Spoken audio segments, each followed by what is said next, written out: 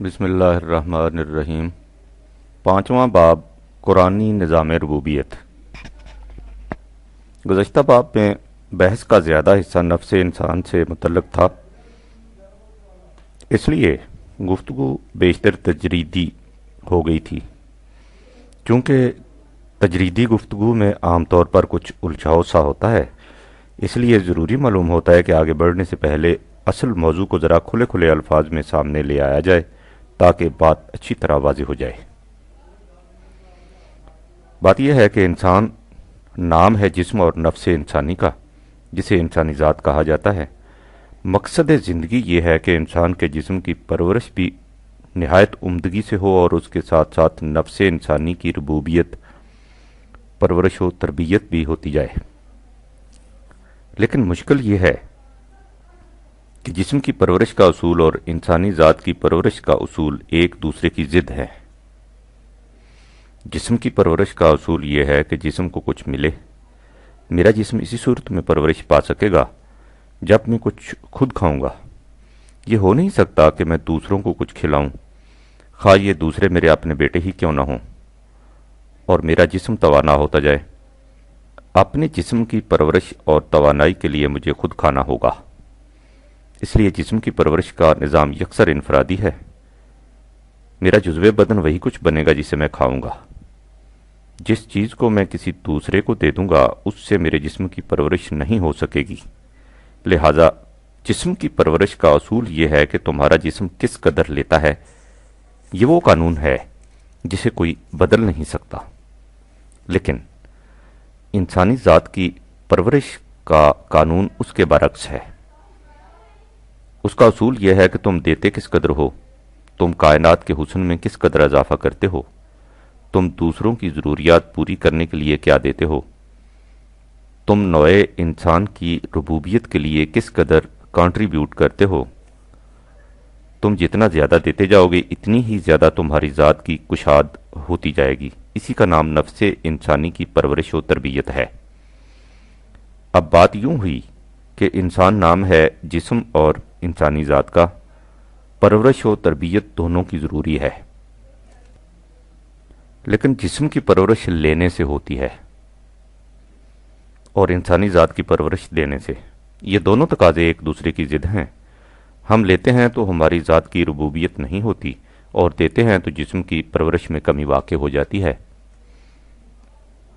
یہ ہے اصل کشمکش، یہ ہے وہ ٹیڑھا مسئلہ جس کا حل نہیں ملتا۔ انسانیت اسی مسئلہ کے حل میں سرگرداں چلی آ رہی اور افراط و تفریط کے جھولے جھول رہی ہے۔ ایک گروہ نے کہا تم دیتے جاؤ، جسم کے تقاضوں کی پرواہ نہ کرو، جسم کو فنا ہونے دو کہ اس کی فنا میں تمہاری بقا کا راز ہے۔ یہ بھی غلط تھا۔ انسان نام ہے جسم اور ذات دونوں کا۔ دوسرے گروہ نے کہا کہ تم لیے جاؤ، سب کچھ اپنے لیے سمیٹتے جاؤ، اس سے تمہارے اپنے جسم کی پرورش ہوگی، توانائی بڑھے گی، اور مقصود زندگی جسم کی پرورش و توانائی ہے، اور بس۔ یہ بھی غلط ہے، اس لیے کہ انسان جسم اور ذات دونوں پر مشتمل ہے۔ اس میں کسی ایک کو بھی نظر انداز کر دینا مقصد حیات میں ناکام رہنا ہے۔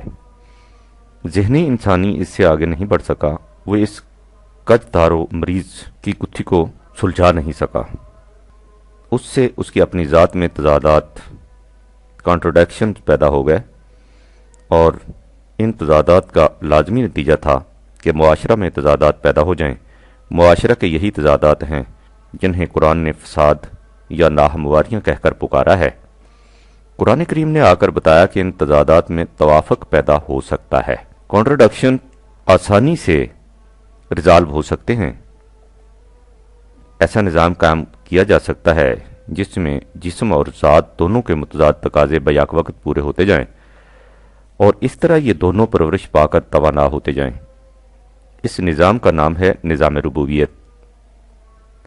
اب آئیے یہ دیکھیں کہ قرآن کریم اس نظام کی کیا تفاصیل بیان کرتا ہے۔ اس مقصد کے لیے آپ انسانی زندگی کے ان دو بنیادی نظریوں کو سامنے رکھیے جن کا ذکر اوپر کیا گیا ہے۔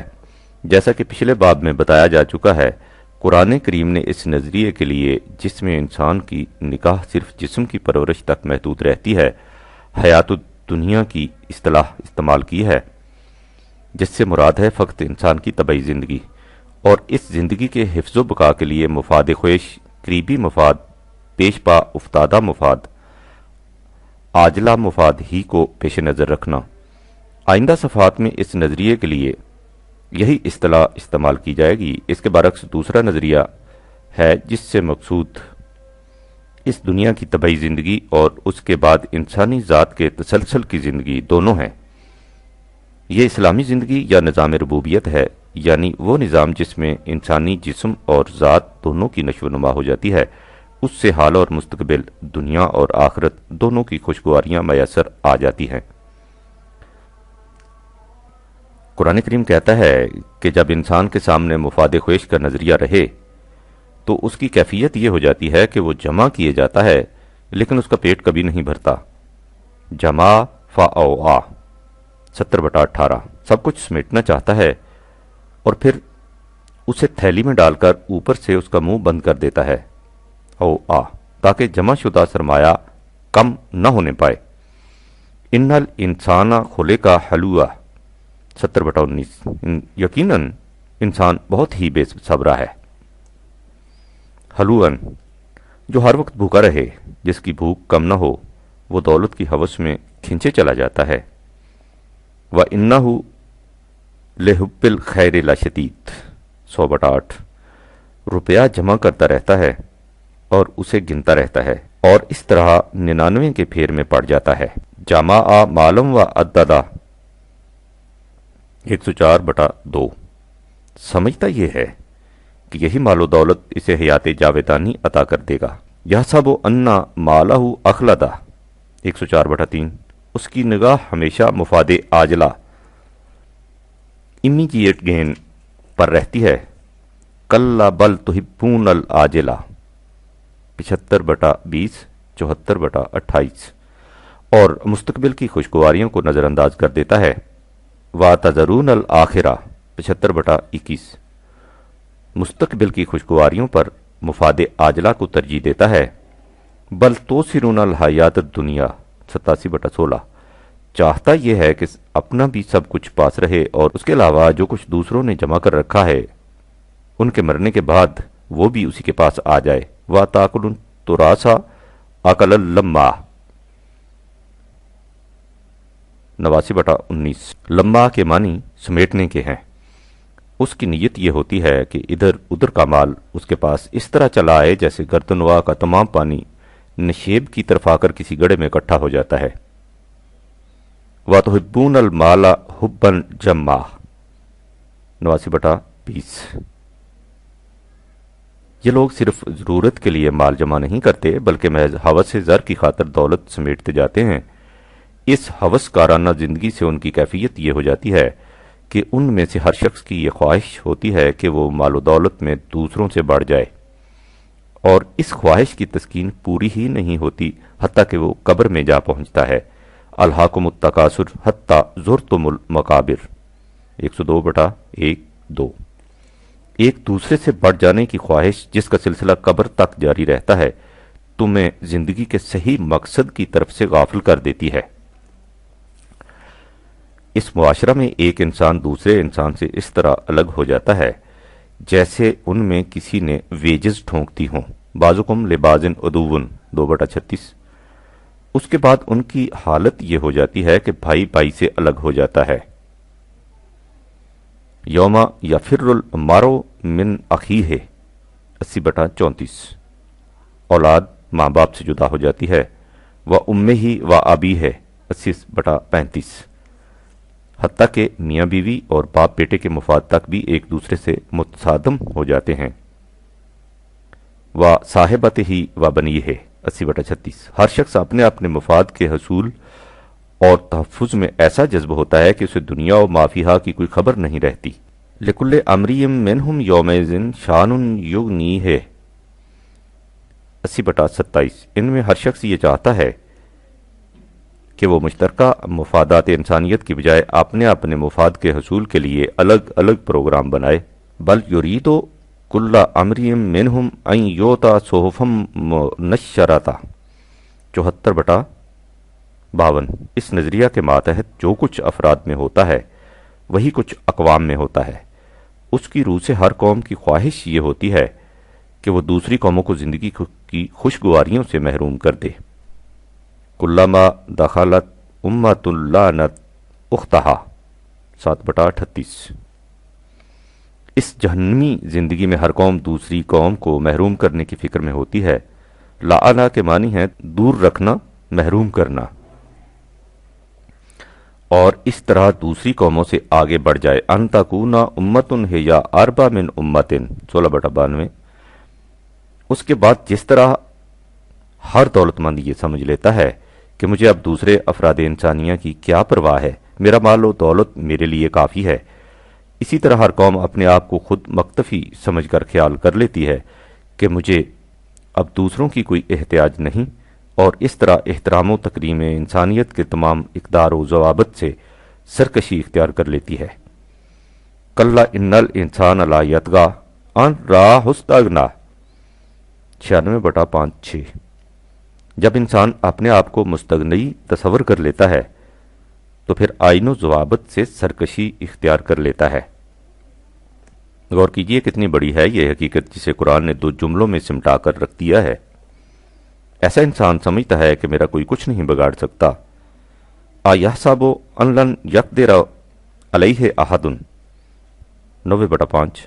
اسی ذہنیت کا نتیجہ ہے کہ انسان معاشرہ کے عام قوانین داد و ستد کی بھی پرواہ نہیں کرتا اور ہمیشہ کوشش کرتا رہتا ہے کہ لوگوں سے زیادہ لے اور انہیں کم سے کم دے۔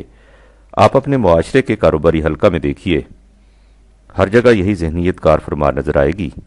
ہر شخص اسی گھات میں لگا رہتا ہے کہ کسی طرح دوسرے کی جیب کا روپیہ اس کی جیب میں آ جائے، اور اگر اسے دوسروں کی محنت کا معاوضہ یا جنس کی قیمت دینی پڑے تو کم از کم دے۔ یہی وہ ذہنیت ہے جس سے سارے معاشرے میں ناہمواریاں، فساد برپا ہو جاتی ہیں، اور اسی سے وہ تباہیاں آتی ہیں جن میں آج دنیا اس طرح چاروں طرف سے گھری ہوئی ہے۔ قرآن کریم اپنے دعوی کی شہادت میں تاریخی نوشتوں کو پیش کرتا ہے۔ جس ذہنیت کا اوپر ذکر کیا گیا ہے وہ بالخصوص قوم شعیب کو اس کے نمائندہ کی حیثیت سے پیش کرتا ہے۔ وہ کہتا ہے کہ ان کی اس ذہنیت کی اصلاح کے لیے حضرت شعیب نے پوری کوشش فرمائی۔ انہوں نے اس قوم سے کہا قد جاءتکم بینۃ من ربکم 7/85۔ تمہارے پاس خدا کا قانون ربوبیت واضح انداز میں آ چکا ہے، اسے اپنی زندگی کا نصب العین بناؤ اور اپنی موجودہ روش کو چھوڑ دو۔ فَأَوْفُوا الْكَيْلَ وَالْمِيزَانَ وَلَا تَبْخَسُوا النَّاسَ أَشْيَاءَهُمْ 7/85۔ تم اپنے ماپ اور تول کے پیمانوں کو ٹھیک رکھو اور ایسا نہ کرو کہ لوگوں کو ان کی چیزیں کم دو۔ اس طرح معاشرہ میں ناہمواریاں پیدا ہو جاتی ہیں۔ وَلَا تُفْسِدُوا فِي الْأَرْضِ بَعْدَ إِصْلَاحِهَا 7/85۔ اس کے برعکس اگر تم نے خدا کے قانون ربوبیت کو اپنی زندگی کا نصب العین بنا لیا تو یہ تمہاری خوشگواریوں اور زندگی کے ہر شعبے میں فراوانیوں کا ضامن بن جائے گا۔ ذالکم خیر لکم ان کنتم مومنین 7/85۔ تم تجارت کی شاہراہوں پر قابض ہو کر بیٹھ جاتے ہو اور پھر عام قوانین عدل و انصاف کی روح سے نہیں بلکہ لوگوں کو طرح طرح سے مرعوب کر کے معاملات کی سیدھی اور صحیح راہیں ان پر مسدود کر دیتے ہو اور انہیں ٹیڑھی راہوں پر چلنے کے لیے مجبور کر دیتے ہو۔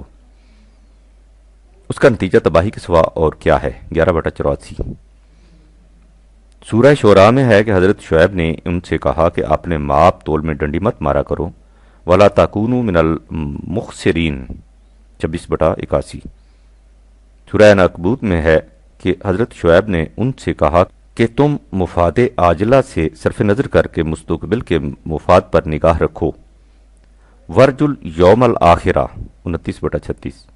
اور معاشرے میں ایسا نظام نہ پیدا کرو جس کا نتیجہ ناہمواریاں ہوں۔ وَلَا تَعْثَوْا فِي الْأَرْضِ الْمُفْسِدِينَ 29/36۔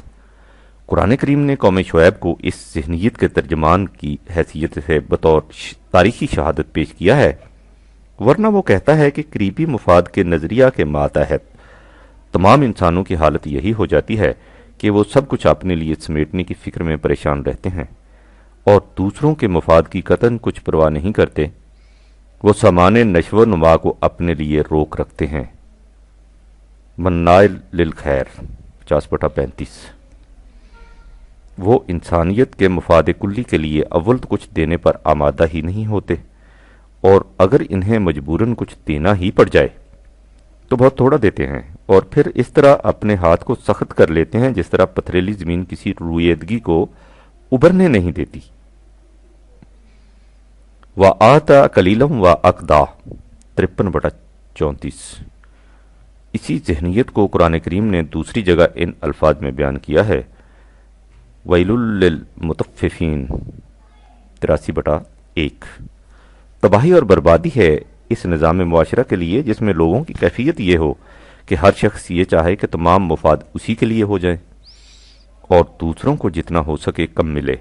یہ وہ لوگ ہیں الذین اذا قتالوا علی الناس یستوفون 83/2، کہ جب دوسروں سے ماپ کر لیتے ہیں تو پورا لیتے ہیں، لیکن وَإِذَا قَالُوهُمْ أَوْ وَزَنُوهُمْ يُخْسِرُونَ 83/3، جب انہیں ماپ کر یا تول کر دیتے ہیں تو ہمیشہ ڈنڈی مار لیتے ہیں۔ یہ تو پھر بھی وہ طبقہ ہے جو لیتا زیادہ ہے اور دیتا کم ہے، لیکن ایک طبقہ ایسا بھی ہے جو دوسروں سے لیتا ہی لیتا ہے، انہیں دیتا کچھ نہیں۔ یہ وہ طبقہ ہے جو دوسروں کی کمائی پر عیش کرتا ہے، انہیں قرآن کی اصطلاح میں مترفین کہا جاتا ہے۔ یہ وہ لوگ ہیں جو دوسروں کی کمائی کھاتے رہتے ہیں اور خود کوئی ایسا کام نہیں کرتے جس سے معاشرہ میں تعمیری نتائج مرتب ہوں۔ یہ طبقہ بالخصوص مذہبی پیشواؤں پر مشتمل ہوتا ہے، چنانچہ قرآن کریم میں ہے، يا أيها الذين آمنوا إن كثيرا من الأحبار والرهبان ليأكلون أموال الناس بالباطل ويصدون عن سبيل الله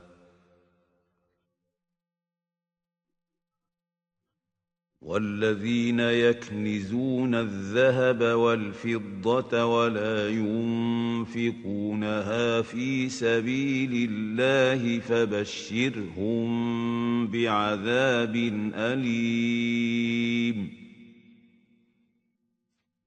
9/34۔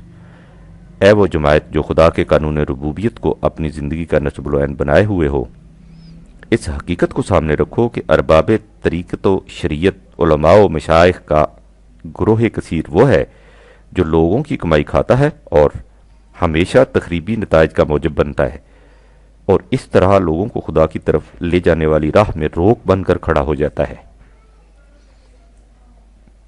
یہ وہ گروہ ہے جو ہمیشہ اس انقلاب کی مخالفت کرتا ہے جس میں خدا کی ربوبیت عام ہو، اس لیے کہ اس انقلاب میں انہیں اپنی موت نظر آتی ہے، انہیں خود محنت کر کے کھانے کی عادت نہیں ہوتی، اور نظام ربوبیت میں ہر اس شخص کو کام کرنا پڑتا ہے جو کام کے قابل ہو۔ اس میں کام چوروں اور مفت خوروں کے لیے کوئی جگہ نہیں ہوتی، لہذا جہاں اور جب بھی نظام ربوبیت کے قیام کی آواز بلند ہوتی ہے، اس طبقہ کی طرف سے ہمیشہ اس آواز کی مخالفت ہوتی ہے۔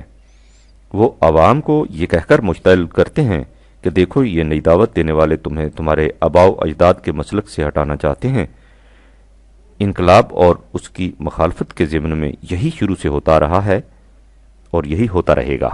وَكَذَلِكَ مَا أَرْسَلْنَا مِن قَبْلِكَ فِي قَرْيَةٍ مِّن نَّذِيرٍ إِلَّا قَالَ مُتْرَفُوهَا إِنَّا وَجَدْنَا آبَاءَنَا عَلَىٰ أُمَّةٍ وَإِنَّا عَلَىٰ آثَارِهِم مُقْتَدُونَ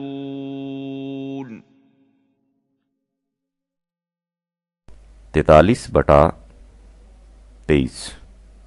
اسی طرح اس سے بھی پہلے جس قوم میں کوئی دعوت انقلاب خداوندی لے کر آیا تو وہاں کے مترفین نے یہ کہہ کر اس آواز کی مخالفت کی کہ ہم نے جس مسلک پر اپنے آباء و اجداد کو دیکھا ہے ہم اس کی پیروی کرتے جائیں گے۔ یہ مخالفت بدیہی ہے۔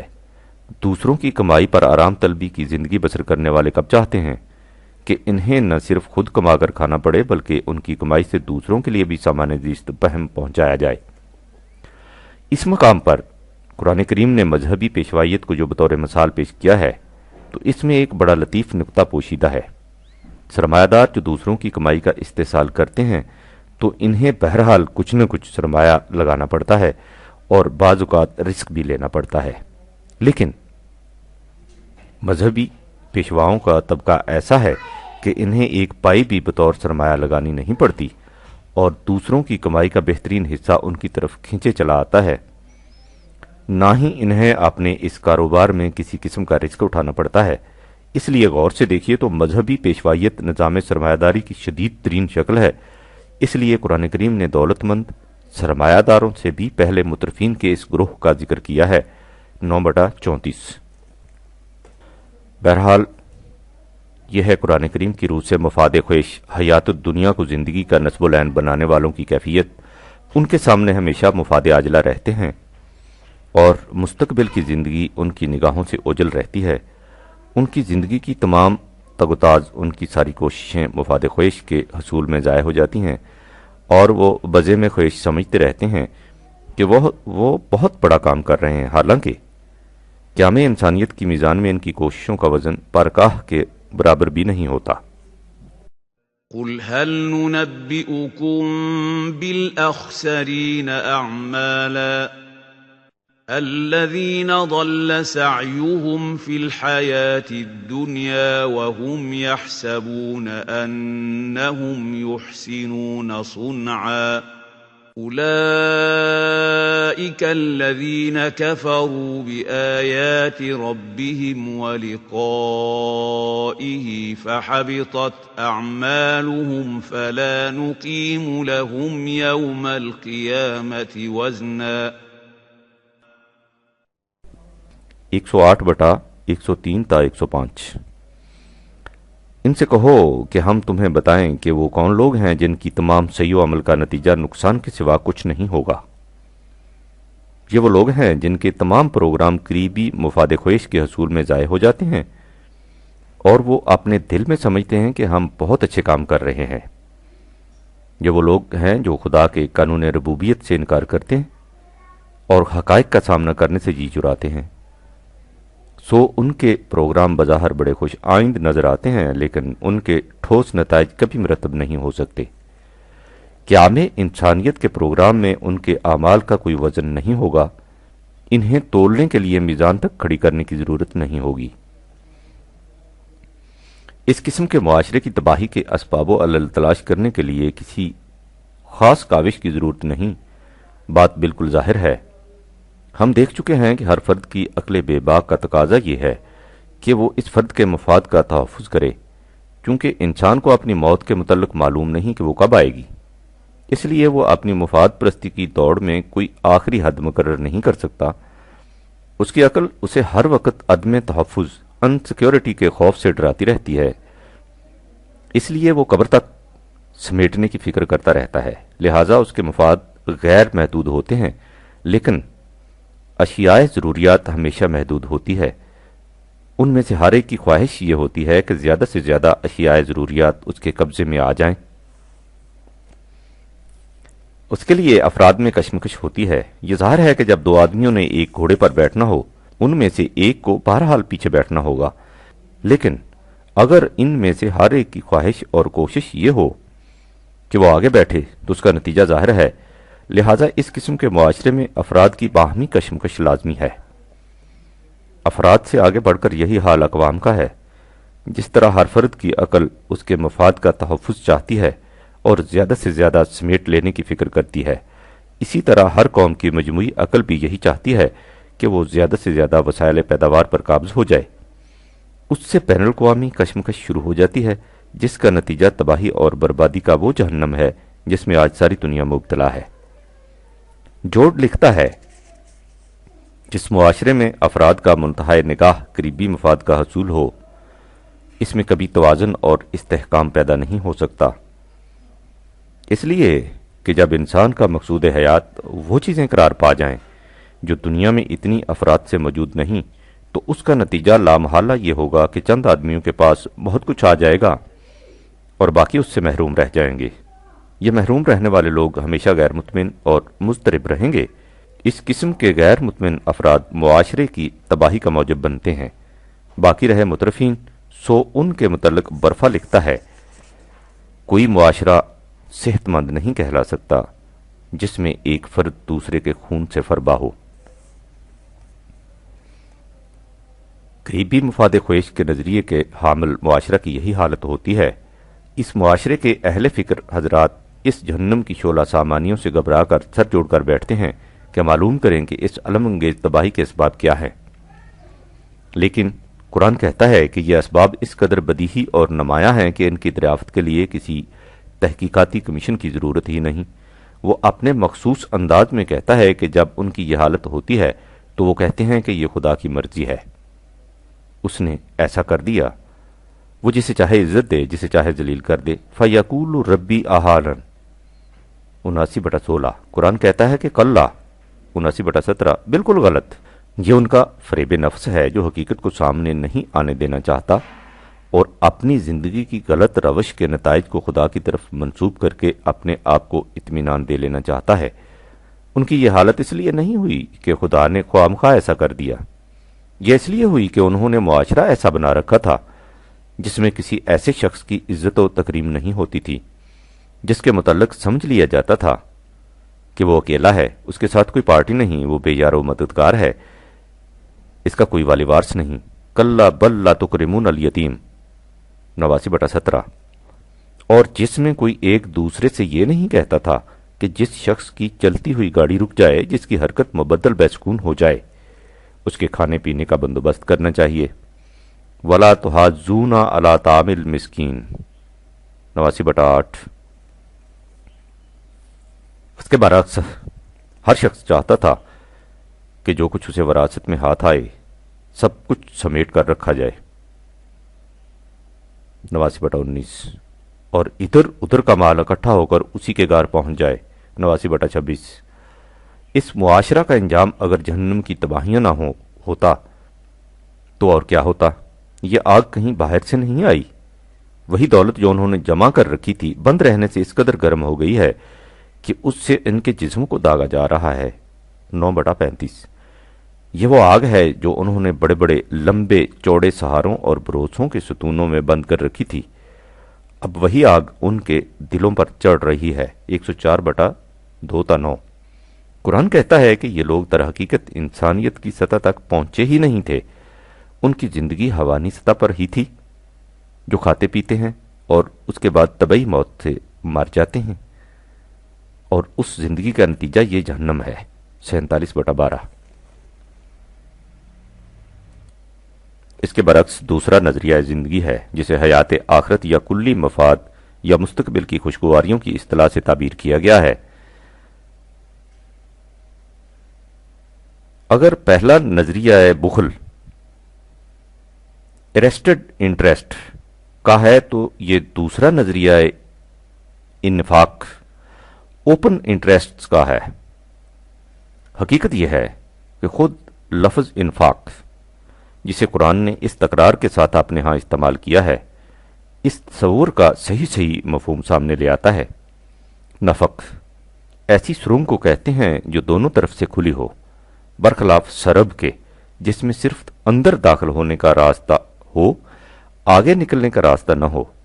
منافق کو اسی لیے منافق کہتے ہیں کہ وہ دین میں ایک طرف سے داخل ہوتا ہے اور دوسری طرف سے نکل جاتا ہے۔ اس سے آپ نے دیکھ لیا کہ انفاق کے معنی کھلا رکھنے یا عام کرنے کے ہیں۔ انفاق کا ترجمہ عام طور پر خرچ کرنا کیا جاتا ہے، لیکن اس لفظ کے بنیادی معنی کی روح سے خرچ کرنا اس کے مفہوم کو صحیح طور پر ظاہر نہیں کرتا۔ انفاق فی سبیل اللہ کا صحیح ترجمہ ہونا چاہیے مفاد عامہ کے لیے کھلا رکھنا۔ قرآن میں انفاق در حقیقت بخل کے مقابلہ میں استعمال ہوا ہے۔ بخل سے مراد ہے اپنی ذات تک محدود رکھنا، روک لینا، جمع کرنا۔ اس کے برعکس انفاق سے مراد ہے مفاد عامہ کے لیے کھلا رکھنا، عام کر دینا۔ روک اور حد بندیاں اٹھا دینا۔ لہٰذا جس معاشرہ کی بنیاد انفاق فی سبیل اللہ کے اصول پر ہوگی، اس میں ہر فرد معاشرہ اپنی محنت کے ماحصل کو مفاد عامہ کے لیے کھلا رکھے گا، اس کی حد بندی نہیں کرے گا، اسے عام کر دے گا۔ یہی وہ معاشرہ ہے جس میں ہر فرد معاشرہ دوسروں کی ربوبیت کی فکر میں رہتا ہے اور دوسروں کے مفاد کو اپنے مفاد پر ترجیح دیتا ہے۔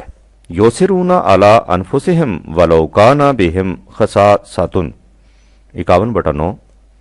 اپنے آپ پر دوسروں کو ترجیح دیتے ہیں خواہ خود تنگی کی حالت میں ہوں۔ آپ نے کبھی ایسا منظر بھی دیکھا ہے کہ سخت گرمی کا دن ہو، پانی کی کمی ہو، کسی جگہ ایک ہی نل ہو جس میں سے تھوڑا تھوڑا پانی ٹپک رہا ہو، پانی پینے اور لینے والوں کی کثرت ہو؟ آپ نے دیکھا ہوگا کہ ایسے وقت میں کس طرح ہر شخص دوسروں کو پیچھے ہٹانے اور خود آگے بڑھ کر پانی لینے کی کوشش کرتا ہے۔ عربی زبان میں اس ذہنیت کا نام شح النفس ہے۔ قرآن کہتا ہے کہ اس معاشرے میں جس میں ہر فرد دوسرے کے مفاد کو اپنے مفاد پر ترجیح دیتا ہے، انسان شح نفس سے بچ جاتا ہے، اور جو شخص شح نفس سے بچ جائے اس کی ذات کی تربیت اس طرح ہو جاتی ہے جس طرح کھیتی پروان چڑھ جاتی ہے۔ والذین تبوؤوا الدار والایمان من قبلهم يحبون من هاجر الیہم ولا یجدون فی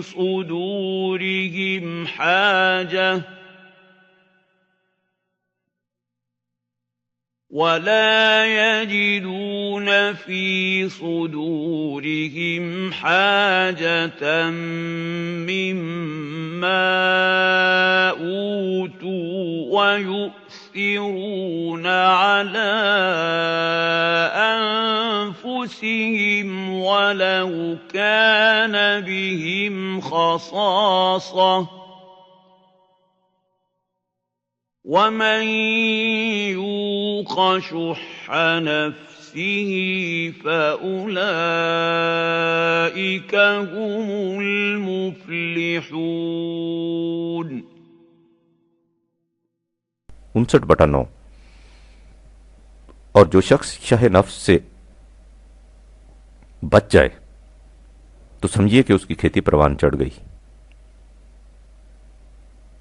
دوسرے مقام پر ہے کہ انفاق اپنی محنت کے ماحصل کو ربوبیت عامہ کے لیے کھلا رکھنے میں بظاہر ایسا نظر آتا ہے کہ ہم دوسروں کے لیے خرچ کر رہے ہیں، لیکن یہ در حقیقت اپنی ذات کے لیے خرچ کرنا ہوتا ہے۔ اسی سے نفس انسانی کی ربوبیت ہوتی ہے۔ فاتقوا اللہ ما استطعتم واسمعوا واطیعوا وانفقوا خیرا لانفسکم ومن یوق شح نفسه فأولئک هم المفلحون۔ 64/16۔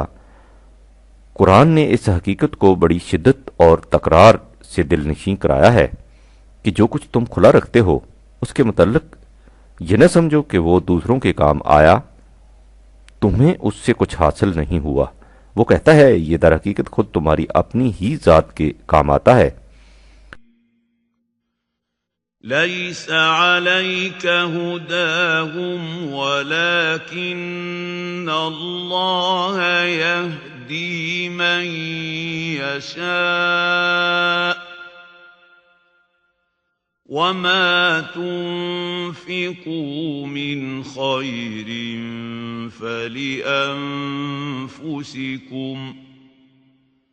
وما تنفقون إلا ابتغاء وجه الله وما تنفقوا من خير يوفى إليكم وأنتم لا تظلمون۔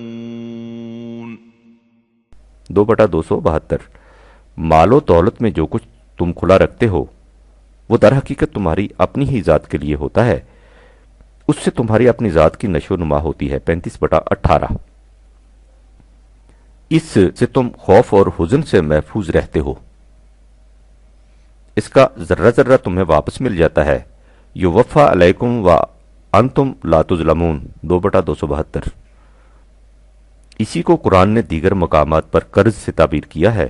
ویسے تو قرض اس مال کو کہتے ہیں جو دیا ہی واپس لینے کے لیے جائے، لیکن اس واپسی میں ایک خاص نکتہ بھی پنہا ہے۔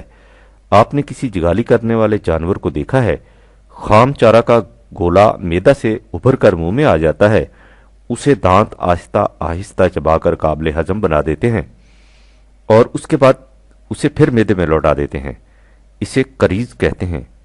انفاق سے متعلق آیت میں کہا گیا ہے کہ تم جو کچھ کسی پر خرچ کرتے ہو بظاہر ایسا نظر آتا ہے کہ تم دوسروں کو دے رہے ہو، لیکن اس کی مثال تو قریض کی سی ہے۔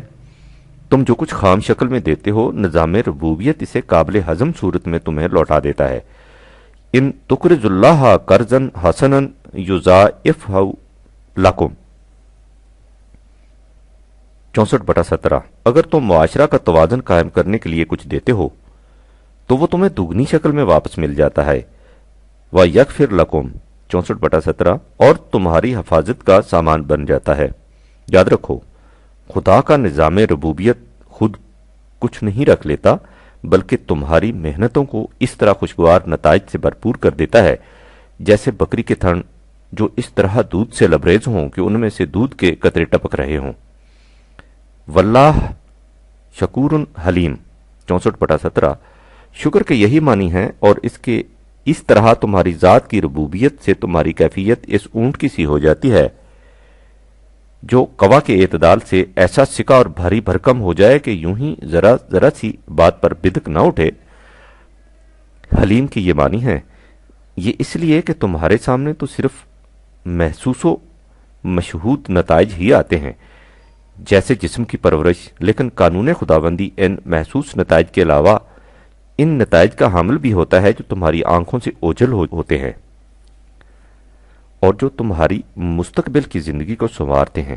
عالم الغیب و شہادت 64/18۔ پھر اس کا بھی یقین رکھنا چاہیے کہ اس کا قانون ربوبیت بڑی قوتوں کا مالک ہے۔ عزیز، اس لیے یہ نہیں ہو سکتا کہ دنیا کی کوئی اور قوت اس پر غالب آ جائے اور اسے نتائج مرتب کرنے سے روک دے، لیکن اس کا یہ غلبہ دھاندلی کا غلبہ نہیں ہوتا، یکسر حکمت پر مبنی ہوتا ہے۔ حکیم، اس لیے خدا کے اس غالب اور پر حکمت قانون ربوبیت کے مطابق مستقبل کے اندیکھے نتائج پر یقین رکھتے ہوئے اپنی محنت کے ماحصل کو اس نظام کے سپرد کر دینا چاہیے۔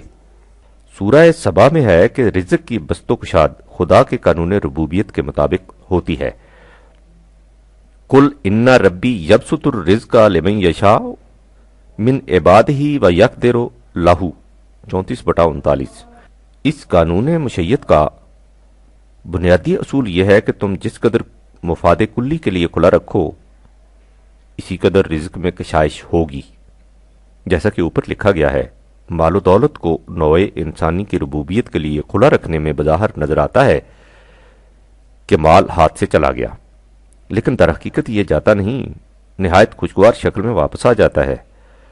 قرآن کہتا ہے کہ تم نے خزاں کے موسم میں درختوں کو دیکھا ہوگا، ان کے پتے کس طرح جھڑ جاتے ہیں۔ ایسا معلوم ہوتا ہے کہ اب یہ تر و تازگی سے ہمیشہ کے لیے محروم ہو گئے، لیکن تھوڑے ہی دنوں کے بعد وہ درخت حسین شادابیوں کا سروے لبے جوئے بار بن جاتا ہے۔ ربوبیت عامہ کے لیے اپنی محنت کے ماحصل کو کھلا رکھنے والے کی یہی مثال سمجھو۔ وَمَا أَنفَقْتُم مِّن شَيْءٍ فَهُوَ يُخْلِفُهُ 34/39۔ خلفتن ان پتوں کو کہتے ہیں جو پت جڑ کے بعد پھر سے درخت پر نکلے، یا اس کی مثال اس بیج کی سی ہے جس کے ایک پودے میں 7 بالی آئیں اور ہر بالی میں 100 دانے ہوں۔ کمثل حبۃ انبتت 7 سنابل فی کل سنبلۃ 100 حبۃ 2/261۔ اس لیے جو کچھ بھی نوع انسانی کی ربوبیت رب العالمینی کو مشہود کرنے کے لیے کھلا رکھا جائے گا، وہ خود تمہارے ہی فائدے کے لیے ہے۔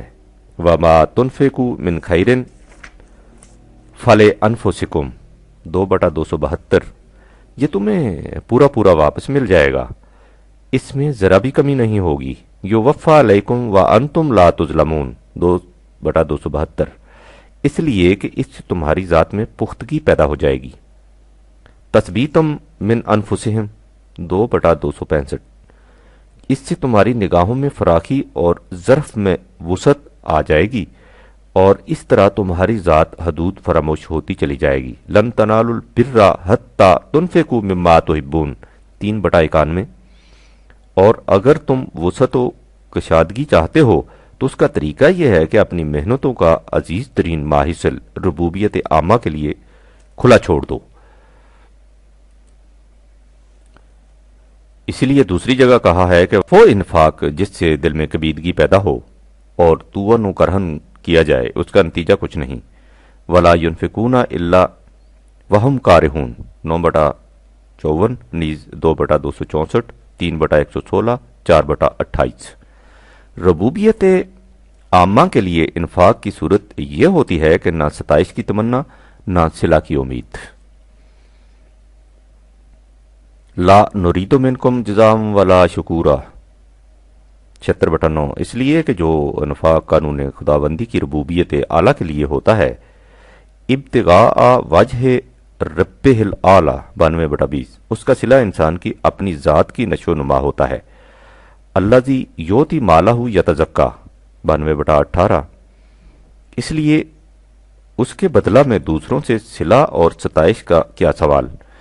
اسی لیے سورہ مدثر میں ہے کہ ولا تمنن تستکثر 74/6، اس خیال سے دوسروں کو نہ دو کہ وہ تمہیں اس کے بدلے میں اس سے زیادہ دیں گے۔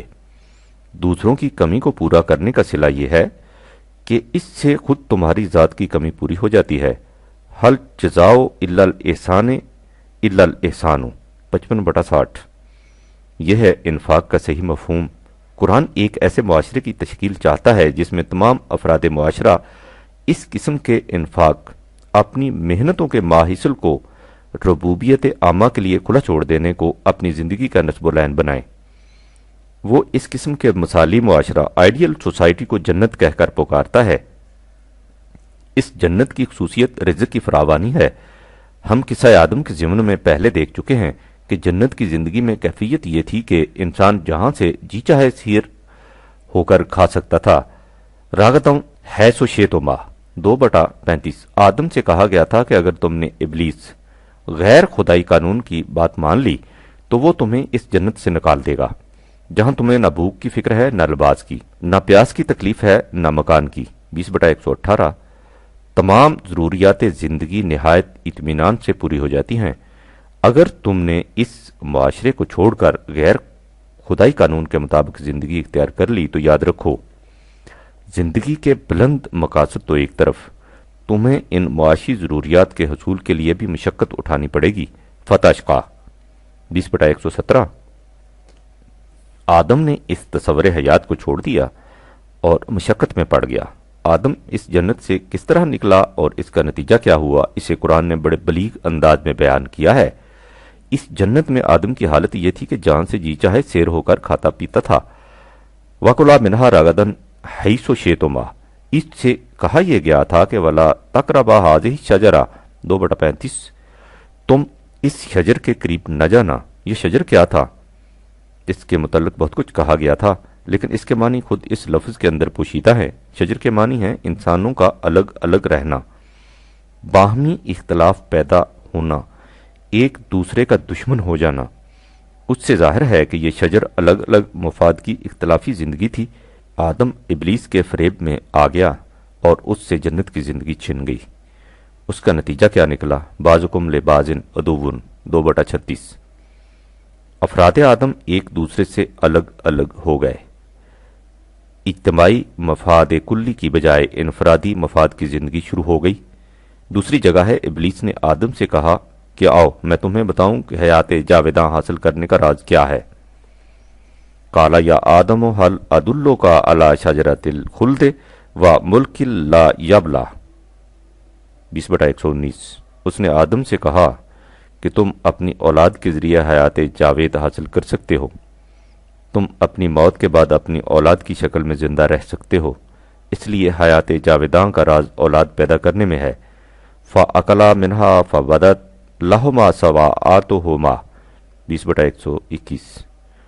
ان کے شرم کے مقامات ظاہر ہو گئے، یعنی جنسی شعور بیدار ہو گیا۔ اس سے آدم ایک قدم آگے بڑھا، یعنی پہلے تو خود اپنے آپ کے مفاد ہی سامنے آئے تھے، اب اس سے آگے بڑھ کر اولاد کے مفاد کا تحفظ بھی مقصد زندگی بن گیا۔ اس سے انفرادی مفاد کی ایسی نفسا نفسی پڑی کہ آدم کی جنت چھن گئی اور فرزندان آدم میں باہمی بودھ پیدا ہو گیا۔ بعضکم لبعض عدو 20/123۔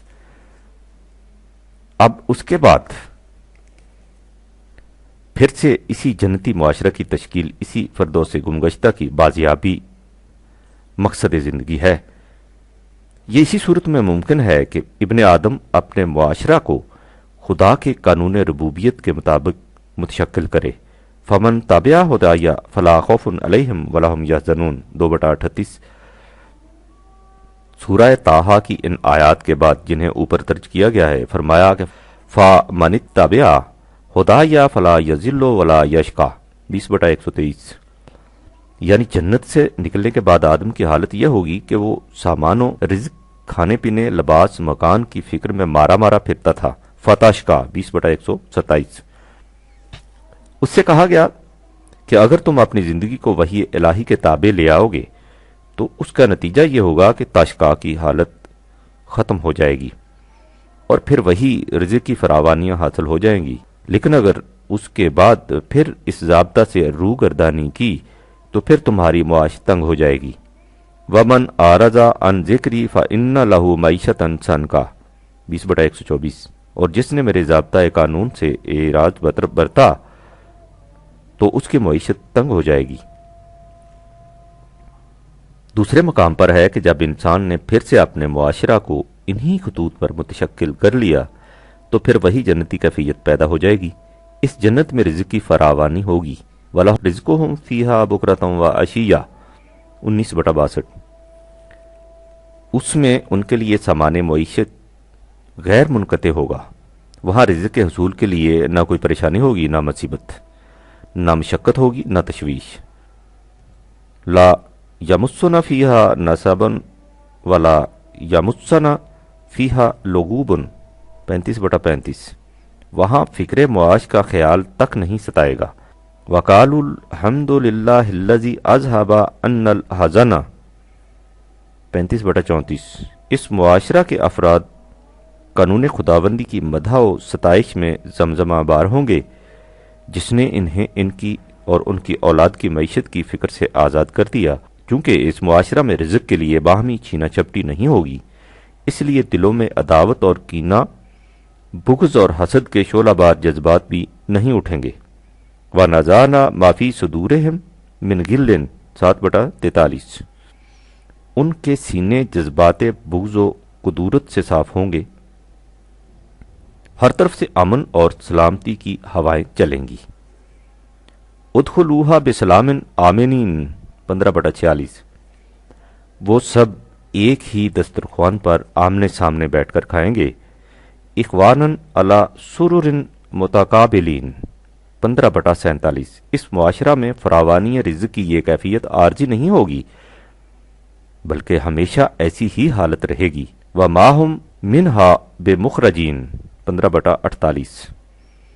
وہاں کے باغات میں ہر وقت نہریں جاری رہیں گی تاکہ ان کی سرسبزی اور شادابی میں کمی نہ آنے پائے۔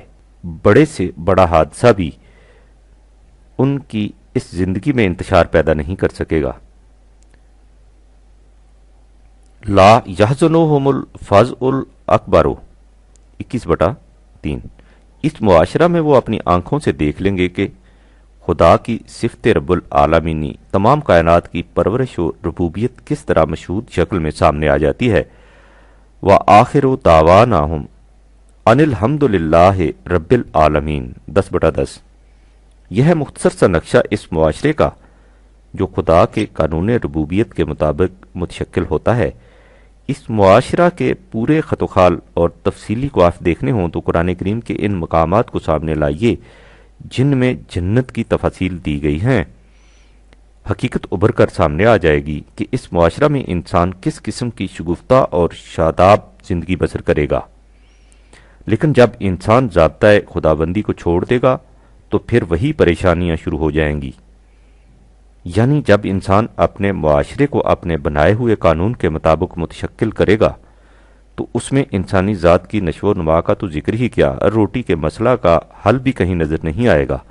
لیکن اگر اس معاشرہ کو قانون ربوبیت کے مطابق متشکل کرے گا تو نہ صرف یہ کہ اس کے معاشی مسائل خود بخود حل ہو جائیں گے بلکہ اس کی ذات کی نشو و نما بھی ہوتی چلی جائے گی۔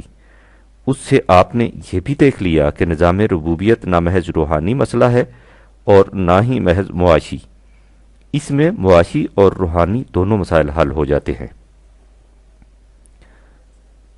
قریبی مفاد حیات الدنیا اور مستقبل کے مفاد حیات آخرت کی انفرادی اور اجتماعی زندگی کے دونوں نظریے ہمارے سامنے آ گئے، اور ہم نے یہ بھی دیکھ لیا کہ ان دونوں نظریوں کے ماتحت جس قسم کے معاشرے متشکل ہوتے ہیں ان میں انسانی زندگی کس شکل سے بسر ہوتی ہے۔ اب یہ دیکھیے کہ قرآن کریم ان دونوں نظریوں اور معاشروں کو کس کس انداز سے مقابلہ کرتے ہوئے سامنے لاتا ہے۔ حقیقت یہ ہے کہ چونکہ قرآن کی ساری تعلیم کا منتہا و مقصود قانون ربوبیت کے مطابق معاشرے کا قیام ہے، اس لیے پورا قرآن ان ہی تفاصیل سے بھرا پڑا ہے۔ کہیں ان نظریوں کے اصول و مبانی کا ذکر ہے، کہیں آفاقی کائنات کی مشینری کی مثالوں سے سمجھایا گیا ہے کہ وہاں یہی قانون ربوبیت کس نظم و ضبط اور حسن و خوبی سے کار فرما ہے، کہیں امم سابقہ کی تاریخی یادداشتوں سے بتایا گیا ہے کہ دیکھو انفرادی مفاد زندگی پر مبنی معاشرہ کا انجام کیا ہوا۔ قرآن کی خصوصیت یہ ہے کہ وہ اپنے کسی دعویٰ کو اندھے عقیدے کے طور پر منوانا نہیں چاہتا، وہ ہر دعویٰ کی تائید میں دلیل و برہان پیش کرتا ہے۔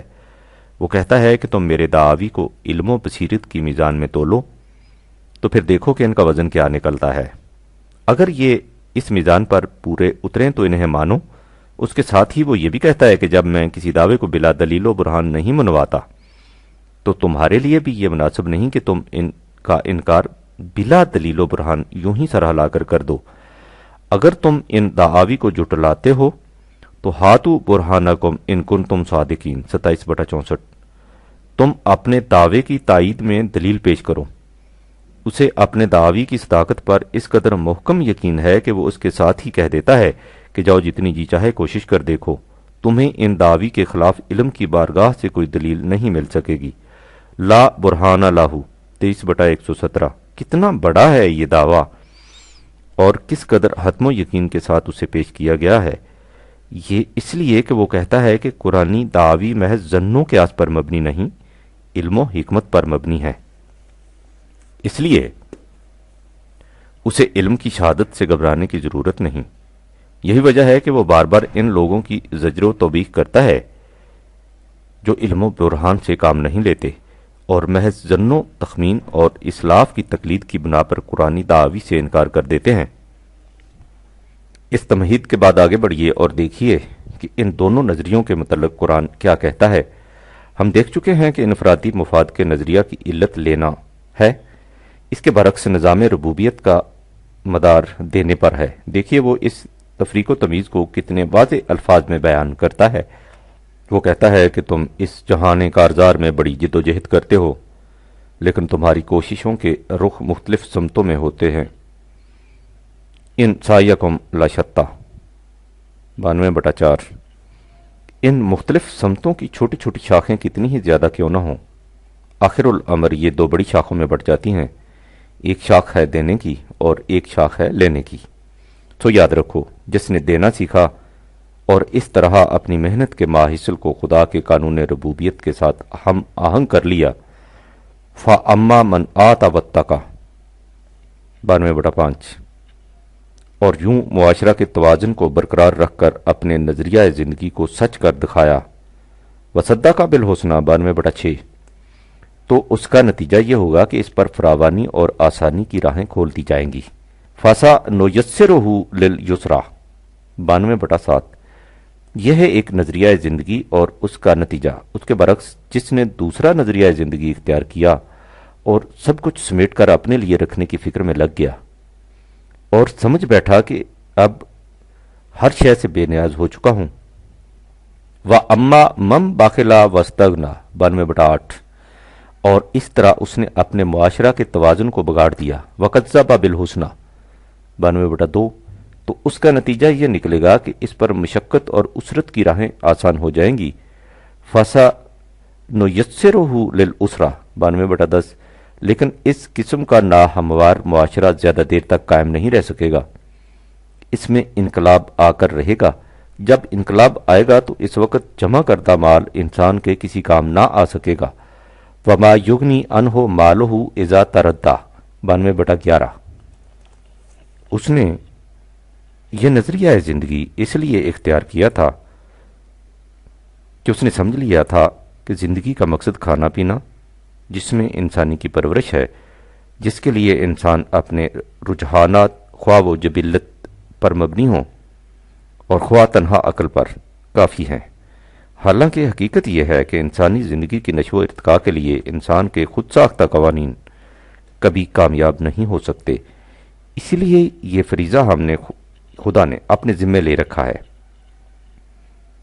انسانی زندگی کی ربوبیت کے لیے جس میں جسم اور انسانی ذات دونوں کی نشو و نما شامل ہے، ضابطۂ ہدایت رہنمائی کے اصول خود متعین کریں۔ اِنَّ عَلَيْنَا لَلْہُدیٰ 92/12 یہ اس لیے کہ انسان کے سامنے صرف اس کے انفرادی مفاد ہوتے ہیں، وہ پیش پا افتادہ قریبی مفاد ہی کو دیکھ سکتا ہے، اس کی نگاہ دور تک نہیں جاتی، وہ اس لیے نوع انسانی کے مفاد کلی کو نہیں دیکھتا اور نہ ہی اپنی مستقبل کی زندگی کو پیش نظر رکھتا ہے۔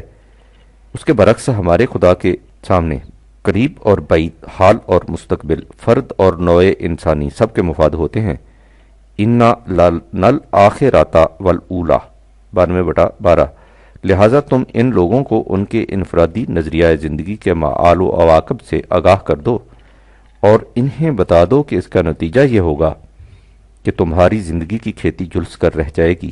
فَأَنذَرْتُكُمْ نَارًا تَلَظَّىٰ 92/14 یہ جہنم اس معاشرے کا نتیجہ ہے جس میں ہر فرد دوسرے فرد سے الگ رہتا ہے اور اس طرح خدا کے قانون ربوبیت کے الرغم گریز کی راہیں تلاش کرتا ہے۔ لا یصلاھا الا الاشقی الذی کذب وتولی 92/15-16 اس کے برعکس وہ معاشرہ ان ہلاکتوں سے محفوظ رہے گا جس میں ہمواریاں پیدا ہوں گی اور اس طرح تمام افراد کامل ہم آہنگی سے مفاد کلی کے حصول میں منہمک رہیں گے۔ وَسَيُجَنَّبُهَا الْأَتْقَىٰ 92/17 اس معاشرہ میں ہر فرد کی کوشش یہ ہوگی کہ وہ اپنی محنت کا ماحصل دوسروں کو دے اور اس طرح ان کی نشو و نما کا سامان بہم پہنچائے اور بالواسطہ خود اپنی ذات کی نشو و نما کرے۔ الذی یؤتی مالہ یتزکی 92/18 اس معاشرہ میں کوئی شخص خدا کی بخشائش نمائے خداوندی کا معاوضہ نہیں چاہے گا بلکہ انہیں نوع انسانی کی ربوبیت اعلیٰ کے مقصد کے حصول میں صرف کرتا جائے گا۔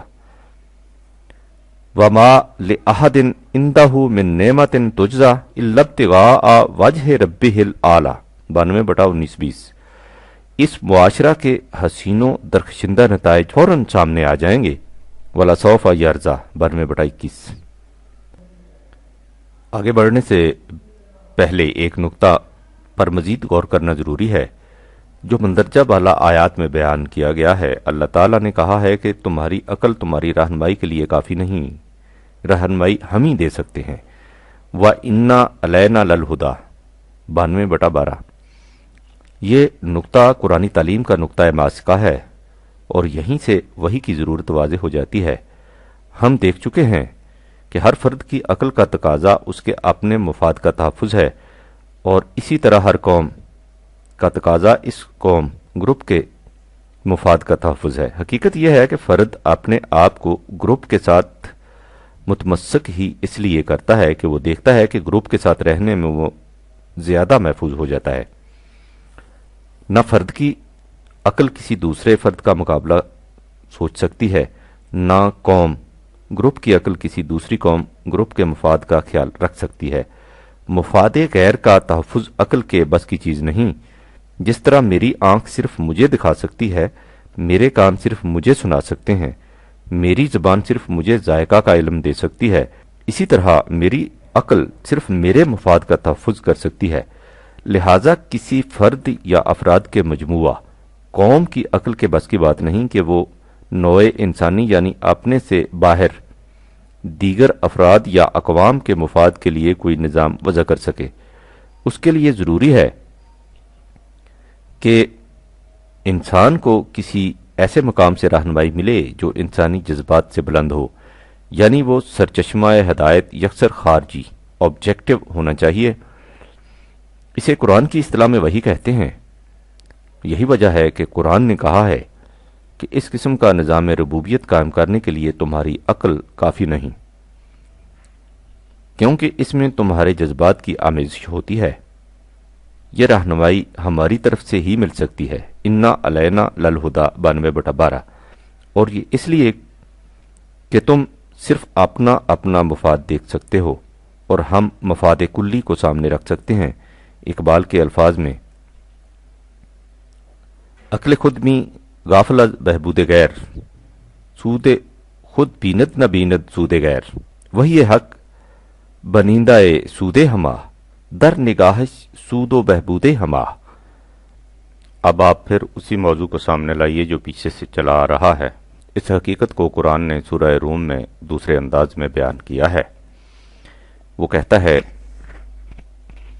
کہ قریبی مفاد خواہش اس قدر پیش پا افتادہ اور ابھرے ہوئے ہوتے ہیں کہ لوگ ان کی طرف کشاں کشاں چلے جاتے ہیں اور مستقبل کے مفاد کا تصور ان کی نگاہوں سے اوجھل ہو جاتا ہے۔ یعلمون ظاہرا من الحیات الدنیا وہم عن الآخرات ہم الغافلون 30/7۔ لیکن اگر یہ ذرا بھی غور و فکر سے کام لیں اور اپنے میلانات و قیاسات سے کام لینے کی بجائے علم و تحقیق کی بارگاہ سے پوچھیں تو انہیں وہاں سے یہی جواب ملے گا کہ زندگی کا راز مستقبل کے مفاد کلی کے نظریہ میں ہے، نہ کہ انفرادی مفاد کے پروگرام میں۔ دنیا میں یوں تو علوم و فنون کے سینکڑوں شعبے ہیں، لیکن اگر انہیں سمٹا لیں تو یہ 3 اصولی شاخوں میں بٹ جاتے ہیں۔ علم خواہش یعنی انسان کا اپنے آپ سے متعلق علم، اس میں میڈیسن، فلسفہ اور سائیکالوجی وغیرہ آ جاتے ہیں۔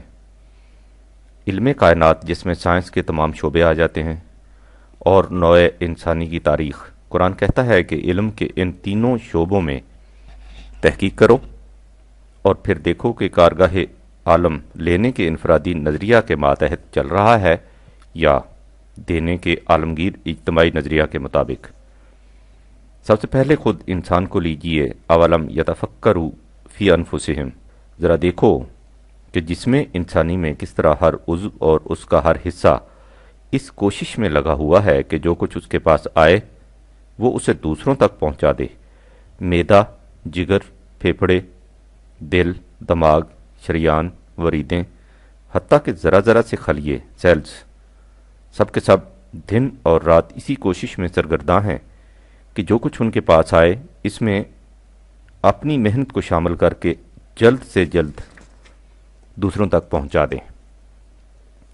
یہ نظام اسی نظریے کے ماتحت قائم ہے۔ اگر کبھی مثلا معدہ اس قانون انفاق کی بجائے نظریہ بخل کو اپنا مسلک بنا لے اور جو کچھ اس میں داخل ہوا ہے وہیں روک لے تو دیکھیے یہ ساری مشینری کس طرح جامد ہو جاتی ہے۔ اگر دل ایک ثانیے کے لیے بھی دینے آ کے اصول کو چھوڑ کر خون کو تھام کر بیٹھ جائے تو دیکھیے کس طرح ایک ثانیہ میں موت واقع ہو جاتی ہے۔ اگر کوئی ورید یا شریان ایک ذرہ خون کو آگے پاس نہ کرے تو دیکھیے کس طرح پورا نظام درہم برہم ہو جاتا ہے۔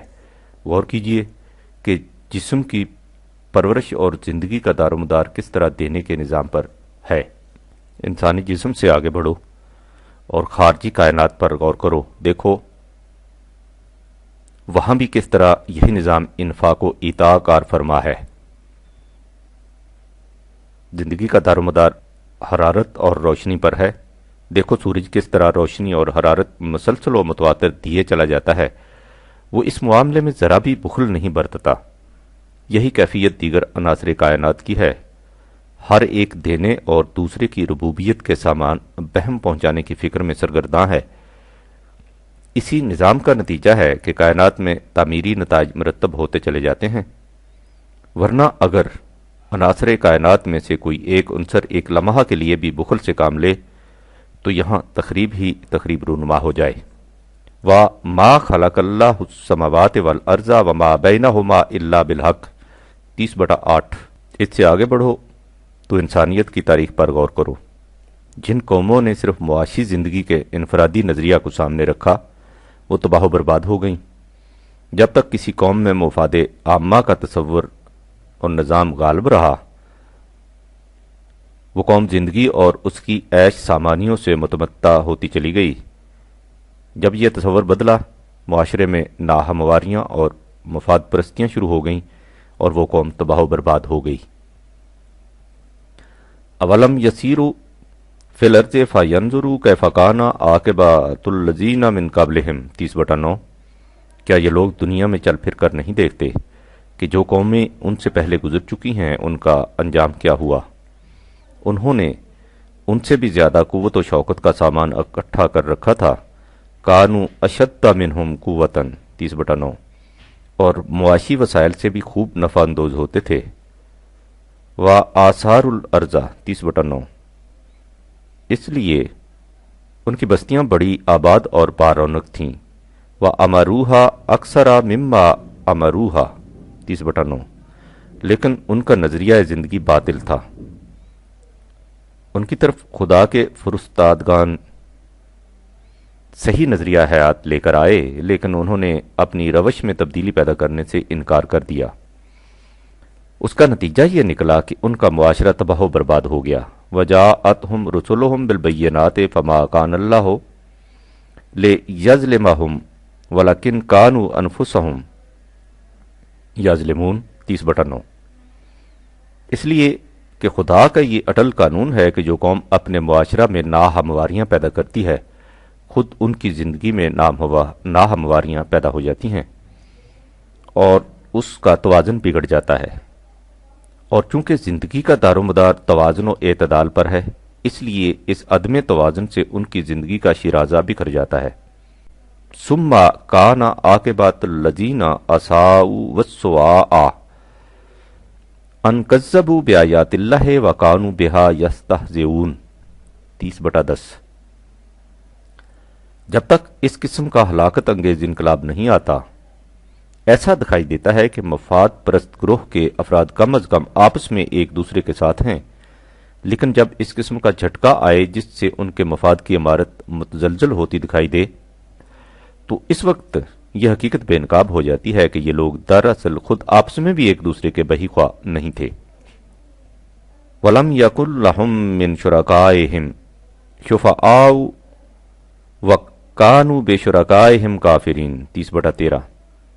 اس وقت سب شریک کار پارٹنرز الگ الگ ہو جاتے ہیں اور کوئی کسی کے ساتھ کھڑا نہیں ہوتا، سب اپنے اپنے مفاد کے تحفظ کی راہوں پر الگ الگ چل نکلتے ہیں۔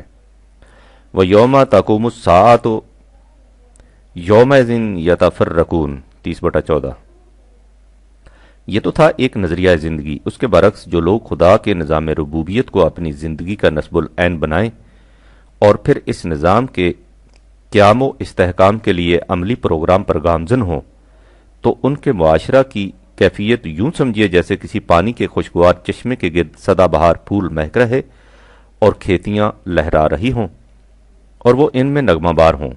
فَأَمَّا الَّذِينَ آمَنُوا وَعَمِلُوا الصَّالِحَاتِ فَهُمْ فِي رَوْضَةٍ يُحْبَرُونَ۔ ہم پہلے دیکھ چکے ہیں کہ قرآن دنیاوی زندگی اور اس کی آسائشوں کو بڑی اہمیت دیتا ہے، لیکن وہ کہتا ہے کہ ان کی یہ اہمیت اسی صورت میں ہے جبکہ نظریہ حیات ربوبیت عالمینی تمام نوع انسان کی ربوبیت اور مستقبل کی زندگی انسانی ذات کی نشو ارتقا ہو۔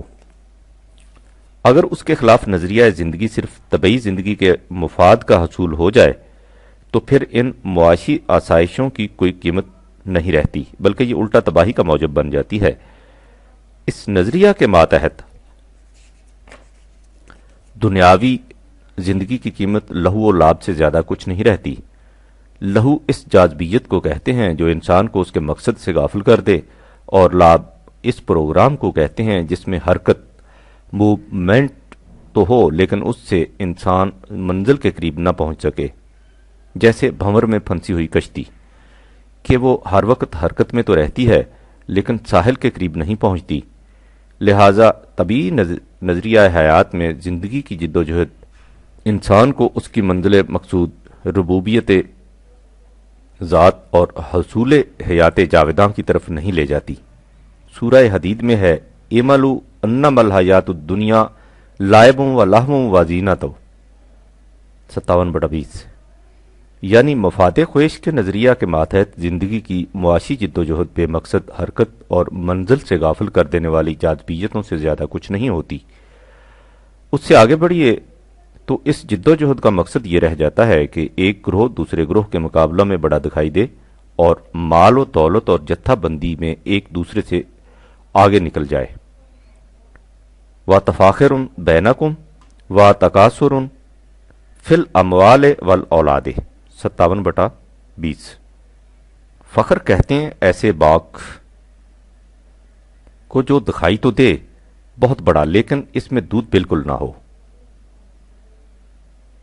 اور اگر دودھ بہت کم ہو تو اسے غرور کہتے ہیں۔ لیکن اگر اس نہج زندگی کے معاشی فوائد پر خوش ہونا ایسا ہی ہے جیسے کوئی کسان ایسی رویدگی پر خوش ہو جائے جو بارش کے ہلکے سے چھینٹے سے یوں ہی اگائے اور اس کی جڑیں اوپر ہی اوپر ہوں، کمثل غیث اعجب الکفار نباتہ 57/20۔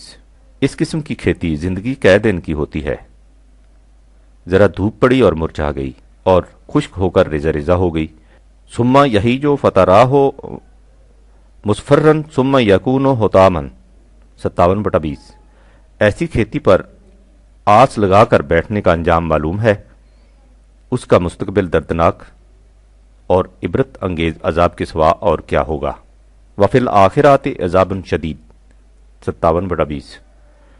اس قسم کی مایوسیوں سے بچنے کا ایک ہی طریقہ ہے، انسان اپنی محنت کو خدا کے قانون کے ساتھ ہم آہنگ کر دے۔ وَمَغْفِرَةٌ مِّنَ اللَّهِ رِضْوَانٌ 57/20۔ اگر ایسا نہ کیا جائے اور زندگی کا مقصد محض طبیعی مفاد خوش رکھا جائے تو جیسا کہ کہا جا چکا ہے اس روش کا ماحصل ایسی متاع ہے جو صرف دیکھنے میں بڑی نظر آتی ہے، حقیقت میں کچھ نہیں۔ وَمَا الْحَيَاةُ الدُّنْيَا إِلَّا مَتَاعُ الْغُرُورِ۔ اس کے بعد قرآن کہتا ہے کہ ہم جانتے ہیں کہ ایک دوسرے سے بڑھ جانے کا جذبہ تمہارے دل کی گہرائیوں میں جاگزیں ہے۔ ہم اس جذبہ کو کچلنا نہیں چاہتے اس لیے کہ اس میں استحکام خودی کا راز پوشیدہ ہے، لیکن ہم اس کے لیے میدان دوسرا تجویز کرتے ہیں۔ ایک دوسرے سے آگے بڑھنا چاہتے ہو تو اس نظام کے قیام کی کوشش میں آگے بڑھو جو ربوبیت عامہ کی بنا پر تمام انسانیت کی حفاظت کا سامان بہم پہنچائے۔ سابقوا الی مغفرۃ من ربکم 57/21۔ اور اس طرح وہ جنت تمہارے سامنے مشہود ہو جائے جو زمان و مکان کی حدود سے ماوراء ہے۔ وَجَنَّةٍ عَرْضُهَا كَعَرْضِ السَّمَاءِ وَالْأَرْضِ 57/21۔ اور جو اس نظام کا عملی نتیجہ ہوتی ہے جو خدا کے بھیجے ہوئے قانون کے ذریعے متشکل ہوتا ہے۔ اُعِدَّتْ لِلَّذِينَ آمَنُوا بِاللَّهِ وَرُسُلِهِ 57/21۔ اس قسم کی معاشی خوشحالیاں کسی خاص گروہ کے ساتھ مخصوص نہیں بلکہ ہر اس قوم کو مل سکتی ہیں جو خدا کے قانون کے مطابق اسے حاصل کرنے کی کوشش کرے۔ ذالک فضل اللہ یؤتیہ من یشاء 57/21۔ اسی لیے کہ اللہ کا قانون وہ اصل و بنیاد ہے جس پر حقیقی معاشی خوشحالیوں کی ساری عمارت استوار ہوتی ہے۔ واللہ ذو الفضل العظیم 57/21۔ دنیاوی زندگی کے کھیل تماشا اور اخروی زندگی کے فی الحقیقت زندگی ہونے کے متعلق ایک اور زاویہ نگاہ سے بھی غور کیجیے۔ ہم دیکھ چکے ہیں کہ انسان کی طبعی زندگی کا دار و مدار طبعی سامان زیست پر ہے۔ لیکن انسان کی ذات کی نشو و نما ان مستقل اقدار کے تحفظ سے ہوتی ہے جو وحی کی روح سے ملتی ہیں۔ جب تک طبعی سامان زیست کے حصول اور مستقل اقدار میں تصادم کلیش نہیں ہوتا، اس باب میں کوئی دشواری پیش نہیں آتی۔ لیکن سوال یہ ہے کہ جب ان دونوں میں ٹکراؤ ہو تو اس وقت کیا کرنا چاہیے؟ قرآن کہتا ہے کہ اس وقت مستقل اقدار کے تحفظ کے لیے طبعی مفاد کو قربان کر دینا چاہیے، اس لیے کہ طبعی مفاد کے مقابلہ میں مستقل اقدار کی قیمت بہت زیادہ ہے، اور مستقل اقدار کے مقابلہ میں طبعی مفاد ہیچ ہیں، خواہ دنیاوی نقطۂ نگاہ سے ان کی قیمت کتنی ہی بڑی کیوں نہ ہو۔ قرآن کریم نے جہاں جہاں دنیاوی زندگی اور اس کے ساز و سامان کو ہیچ قرار دیا ہے، اس سے مطلب یہی ہے، یہ نہیں کہ دنیاوی زندگی اور اس کا ساز و سامان بہرحال ہیچ اور قابل نفرت ہے۔ اس نقطہ کو سمجھ لینے سے ان تمام مقامات کا صحیح مطلب واضح ہو جاتا ہے۔ اس وضاحت کے بعد آگے بڑھیے۔ قرآن کہتا ہے کہ ہم نے جو یہ کہا ہے کہ وہ معاشرہ جو طبعی زندگی کے انفرادی مفاد خواہش کے نظریہ پر قائم ہوگا تباہ و برباد ہو جائے گا، اور جس نظام کی بنیادیں نوع انسانی کے مفاد کلی پر ہوں گی، جس سے انسانی ذات کی نشو و نما ہوتی ہے، وہی انسانیت کی ربوبیت کا ضامن اور انسانی ذات کی نشو و ارتقاء کا کفیل ہوگا۔ تو یہ دعویٰ ایک عظیم الشان حقیقت پر مبنی ہے، اور وہ حقیقت یہ ہے کہ تمام کائنات میں ایک ہی قانون کار فرما ہے۔ اس لیے یہ ہو نہیں سکتا کہ تم اپنے معاشی کاروبار کو کائناتی قانون سے الگ کر کے کامیاب ہو جاؤ۔ جو معاشرہ اپنے معاشی معاملات کے لیے الگ قاعدے مقرر کرے اور انہیں اخلاقی دنیا کے کائناتی قوانین کے ساتھ ہم آہنگ نہ رکھے، تو اس کا انجام تباہی کے سوا کچھ نہیں ہوگا۔ قرآن کریم اس بنیادی دعوے کو بڑے شد و مد سے پیش کرتا اور مختلف انداز سے اسے اجاگر کرتا چلا آتا ہے۔ وہ کہتا ہے کہ جس خدا کا قانون ربوبیت کائنات میں جاری و ساری ہے، اسی خدا کا قانون ربوبیت انسانوں کی معاشی دنیا میں بھی کار فرما ہونا چاہیے۔ جو شخص انسانوں کی معاشی دنیا میں کسی اور قانون اور ضابطہ کا اتباع چاہتا ہے، وہ در حقیقت شرک کا مجرم ہے۔ ام اتخذوا الہۃ من الارض ہم ینشرون 21/21۔ کیا ان لوگوں نے اپنی معاشی زندگی ارض کے لیے الگ الہ قوانین تجویز کر رکھے ہیں جن کی یہ اطاعت کرتے ہیں اور ان کے سہارے اپنے معاشی پروگرام کو عام کرنا چاہتے ہیں؟ اگر ان کی یہی روش زندگی ہے تو انہیں سن رکھنا چاہیے کہ اگر انسان کی معاشی زندگی میں کوئی اور قوانین نافذ ہوں اور کائناتی زندگی میں اور، تو اس کا نتیجہ فساد کے سوا کچھ نہ ہوگا۔ لو کان فیہما آلہۃ الا اللہ لفسدتا 21/22۔ تمام کائنات اور انسانوں کی دنیا کی مرکزی ربوبیت کا مالک و قادر ایک خدا ہے جس کا عالمگیر قانون ہر جگہ نافذ العمل ہے۔ وہ خدا ان لوگوں کے اس قسم کے مشرکانہ تصورات سے بہت بلند ہے۔ فسبحان اللہ رب العرش عما یصفون 21/22۔ یہ دعویٰ کہ کائنات میں ایک ہی قانون کار فرما ہے دور حاضر کے مفکرین کے نزدیک حقیقت ثابتہ بن چکا ہے۔ اس باب میں ہینس ریسٹ لکھتا ہے، یہ نظریہ کہ تمام کائنات ایک منظم وحدت ہے، وحدت نظم، مونزم آف آرڈر کی اصطلاح سے تعبیر کیا جاتا ہے۔ وحدت نظم کا یہ تصور کائنات کے متعلق دیگر تمام تصورات کو منسوخ کر دیتا ہے۔ اس کی روح سے کائنات کے مختلف شعبوں میں الگ الگ نظام باقی نہیں رہتے، تمام کی تمام کائنات وحدت نظم کی مظہر بن جاتی ہے۔ اس وحدت نظم کے پیش نظر قوانین فطرت کے تصور میں بھی تبدیلی ضروری ہو جاتی ہے، کیونکہ اس صورت میں فطرت میں متعدد قوانین نہیں بلکہ ایک ہی قانون کار فرما نظر آئے گا۔ ایک اور ممتاز سائنسدان اس باب میں لکھتا ہے، جوں جوں ہم عناصر اور ان کے مرکبات کے متعلق قوانین کا مطالعہ کرتے ہیں، یہ حقیقت اور بھی واضح ہو جاتی ہے کہ ساری کائنات میں ایک ہی قانون نافذ العمل ہے۔ لہٰذا یہ تصور کہ کائناتی زندگی میں اور قانون کار فرما ہے اور انسان کی معاشی زندگی کسی اور قانون کے تابع ہونی چاہیے، یکسر باطل ہے۔ قرآن کہتا ہے کہ اس قسم کا تصور رکھنے والے لوگ صرف وہی نہیں جو خدا کی ہستی کے منکر ایتھیسسٹ ہیں، ان میں وہ لوگ بھی شامل ہیں جو یہ تو مانتے ہیں کہ کائنات میں خدا کا قانون نافذ ہے، لیکن اپنی معاشی زندگی کو اپنے خود ساختہ قوانین کے تابع رکھتے ہیں۔ سورہ عنکبوت میں ہے کہ اگر ان لوگوں سے پوچھو کہ کائنات کو کس نے پیدا کیا ہے اور چاند اور سورج کس کے قانون کے تابع مصروف خرام ہیں، تو یہ کہہ دیں گے کہ یہ سب کچھ اللہ کے قانون کے مطابق ہو رہا ہے۔ 29/61۔ اس کے بعد وہ کہتا ہے کہ جب یہ لوگ اس حقیقت کو تسلیم کرتے ہیں تو ان سے پوچھو کہ تم انسان کی معاشی زندگی کے لیے قوانین کی تلاش میں کسی دوسری طرف کیوں جاتے ہو، وہاں بھی اسی کا قانون کیوں نہیں تسلیم کرتے۔ 69/62۔ اس سے اگلی آیت میں ہے کہ اگر ان سے پوچھو کہ بارش کس کے قانون کے مطابق برستی ہے اور زمین سے کھیتی کس نظام کے ماتحت اگتی ہے، تو یہ کہہ دیں گے کہ اللہ کے۔ 29/63۔ اس کے بعد وہ کہتا ہے کہ جب یہ لوگ اس حقیقت کو بھی تسلیم کرتے ہیں تو ان سے پوچھو کہ تم انسان کی معاشی دنیا میں انسان کا خود ساختہ نظریہ حیات، جس میں ہر فرد اپنے ہی مفاد کو پیش نظر رکھتا ہے، کیوں جاری کرنا چاہتے ہو، اور اس نظریہ پر کیوں عمل پیرا نہیں ہوتے جس کی روح سے انسانیت کا مفاد کلی اور انسان کے مستقبل کی زندگی کی کامرانیاں مقصود و منطوق بنتی ہیں۔ وہ کہتا ہے کہ خدا کو ماننا ہے تو اس کا طریقہ یہ ہے کہ جن مستقل اقدار پرماننٹ ویلیوز کی مظہر اس کی صفات اسماء ہیں، ان سب اقدار کو بنیادی اور اٹل تسلیم کیا جائے، اسی سے تمہاری ذات اور معاشرہ کے اندر حسن و نظم قائم رہ سکتا ہے۔ یہ انداز غلط ہے کہ اس کی بعض صفات کو آگے بڑھا دیا جائے اور دوسری صفات کو پیچھے ہٹا دیا جائے، یہ الحاد ہے۔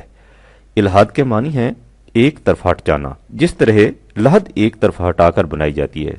چنانچہ سورہ آراف میں ہے وَلِلَّهِ الْأَسْمَاءُ الْحُسْنَى فَادْعُوهُ بِهَا وَذَرُوا الَّذِينَ يُلْحِدُونَ فِي أَسْمَائِهِ سَيُجْزَوْنَ مَا كَانُوا يَعْمَلُونَ۔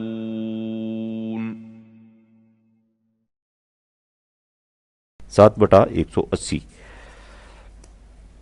صفات خداوندی میں حسن کارانہ توازن ہے، اس لیے اسے ان تمام صفات کے ساتھ پکارو اور ان کو چھوڑ دو جو ان میں ایک طرف ہٹ جاتے ہیں، یعنی وہ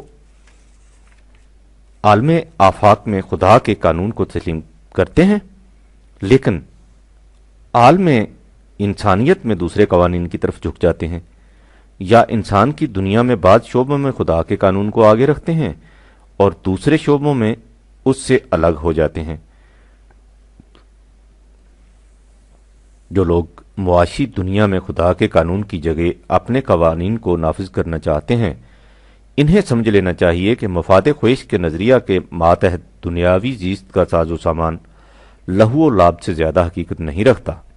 حقیقی زندگی اسی نظریہ سے حاصل ہوتی ہے جس میں نگاہ مستقبل اور پوری انسانیت پر رہے۔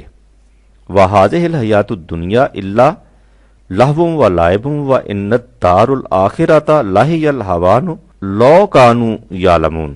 29/24۔ لہذا صحیح روش زندگی یہ ہے کہ جس خدا کا قانون کائنات میں کار فرما ہے، اسی خدا کا قانون انسان کی معاشی اور عمرانی زندگی میں کار فرما رہے۔ وَهُوَ الَّذِي فِي السَّمَاءِ إِلَٰهٌ وَفِي الْأَرْضِ إِلَٰهٌ وَهُوَ الْحَكِيمُ الْعَلِيمُ۔ 43/84۔ یہ انسان کی کوتاہ نگہی ہے جو یہ سمجھتا ہے کہ کائنات ایک بے جان مشینری ہے، اس لیے اسے تو کسی اور یعنی خدا کے قوانین کے تابع رہنا چاہیے، لیکن میں صاحب اختیار و ارادہ ہوں، اس لیے میری معاشی زندگی پر کائناتی قوانین کیوں نافذ ہوں۔ یہ اس کی غلط بینی ہے۔ قرآن کہتا ہے کہ خدا کے جس قانون تخلیق فطرت اللہ کے مطابق باقی کائنات وجود میں آئی ہے، اسی قانون کے مطابق انسان کو بھی پیدا کیا گیا ہے۔ 30/30۔ اوسپینسکی کے الفاظ میں یہ ناممکن ہے کہ ہم انسان کا مطالعہ کیے بغیر کائنات کا مطالعہ کر سکیں، اس کے ساتھ ہی یہ بھی ناممکن ہے کہ ہم انسان کا مطالعہ کائنات کے مطالعہ کیے بغیر کر سکیں۔ انسان تو کائنات کا عکس ہے اس کی تخلیق انہی قوانین کی روح سے عمل میں آئی ہے جن قوانین کی روح سے کائنات کی تخلیق عمل میں آئی ہے، لہٰذا یہ اپنی ذات کے مطالعہ سے کائنات کا مطالعہ کر سکتا ہے، یعنی ان تمام قوانین کا مطالعہ جن کے تحت سلسلہ کائنات چل رہا ہے، اس کے ساتھ ہی یہ کائنات اور اس کے قوانین کا مطالعہ کر لے گا جن کے تابع اس کی اپنی زندگی بسر ہونی چاہیے، یعنی انسان کی تخلیق انہی قوانین کے مطابق عمل میں آئی ہے جن کے مطابق کائنات کی تخلیق ہوئی ہے۔ اللہ کے قانون تخلیق میں کوئی تبدیلی نہیں ہوتی، یہ ایک محکم بنیادی اور توازن بدوش نظام ہے، لیکن اس کی کناہ و حقیقت صرف علم کی روح سے سمجھ میں آ سکتی ہے۔ فطرت اللہ التی نظر الناس علیہا لا تبدیل لخلق اللہ ذالک الدین القیم ولکن اکثر الناس لا یعلمون۔ اگر تم غور کرو تو یہ حقیقت نکھر کر سامنے آ جائے گی کہ کائنات کے نظام کو قائم رکھنا انسانی تخلیق کے مقابلے میں بڑا کام ہے۔ لا خلق السماوات والارض اکبر من خلق الناس ولکن اکثر الناس لا یعلمون۔ اس لیے یہ سمجھنا غلطی ہے کہ اس قدر عظیم اور محیر العقول کارگاہ کائنات تو خدا کے قانون کی گرفت میں ہے، لیکن انسان اپنی دنیا میں اپنے خود ساختہ قانون کو نافذ کر لے اور اس کے بعد توقع یہ رکھے کہ اس سے وہی نتائج مرتب ہو جائیں جو کائنات میں مرتب ہو رہے ہیں، یہ خیال خام ہے۔ قرآن واضح الفاظ میں کہتا ہے کہ جو لوگ نظام ربوبیت کو اپنی زندگی کا نصب العین بنائیں اور اس کے بعد ایسا پروگرام مرتب کریں جو انسانوں میں ہمواریاں پیدا کرنے کا موجب ہو، اور ان کے برعکس وہ لوگ جو معاشرہ میں ناہمواریاں پیدا کریں، تو ان دونوں کی زندگی کبھی ایک جیسی نہیں ہو سکتی، جس طرح ایک اندھے اور دیکھنے والے کی زندگی ایک جیسی نہیں ہو سکتی۔ وما یستوی الاعمی والبصیر والذین آمنوا وعملوا الصالحات والمسیح 40/58۔ اگر تم اور نہیں تو کم از کم انسانی تاریخ ہی کو سامنے رکھو تو یہ حقیقت تم پر واشگاف ہو جائے گی، لیکن اگر تم اتنا بھی نہیں کرتے، قلیلم ما تذکرون 40/58۔ اگر تم انسانی تاریخ کا مطالعہ کرو تو تم دیکھو گے کہ جن قوموں نے قانون خداوندی سے سرکشی برتی اور ایسے پروگرام بنائے جن سے معاشرہ میں ناہمواریاں پیدا ہو گئیں، تو ان کی ان تدبیروں کا وبال خود ان کے اوپر آ پڑا۔ استکبارن فی الارض و مکر السیئ ولا یحیق مکر السیئ الا باہلہ 35/43۔ یہ خدا کا کائناتی قانون ہے، یہ سنت اللہ ہے، اور سنت اللہ خدا کے قانون میں نہ کبھی تبدیلی ہوتی ہے اور نہ ہی وہ کبھی اپنی سمت بدلا کرتا ہے۔ وَلَن تَجِدَ لِسُنَّتِ اللَّهِ تَحْوِیلًا 35/43۔ لہذا انسان اپنے خود ساختہ معاشی نظام کی روح سے کبھی کامیاب نہیں ہو سکتا۔ کامیابی کا راز خدا کے اس قانون کی اتباع میں ہے جس میں حال اور مستقبل، فرد اور نوع انسان سب کی خوشگواریوں کا لحاظ رکھا گیا ہے۔ ام للانسان ما تمنا فللہ الآخرۃ والاولی 53/24-25۔ لہذا جو لوگ پیش پا افتادہ مفاد عاجلہ ہی کو سامنے رکھتے ہیں اور مستقبل کا خیال چھوڑ دیتے ہیں، وہ کس طرح کامیاب ہو سکتے ہیں؟ کلا بل تحبون العاجلۃ وتذرون الآخرہ